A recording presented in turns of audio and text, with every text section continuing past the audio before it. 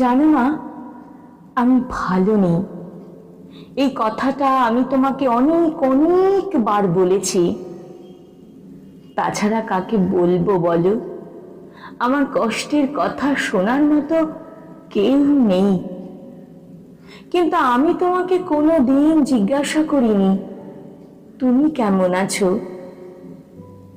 জানো মা, যখন তুমি চিকেন রান্না করতে তখন আমাদের ভালো ভালো চিকেন পিসগুলো খেতে দিতে, আর যেগুলো পড়ে থাকতো সেগুলো তুমি খেতে।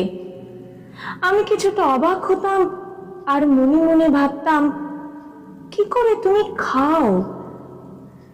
আমি একদিন জিজ্ঞাসাও করেছিলাম, এইগুলো খাও কি করে মা? তুমি উত্তর দিয়েছিলে, এইগুলো তুমি খেতে ভালোবাসো।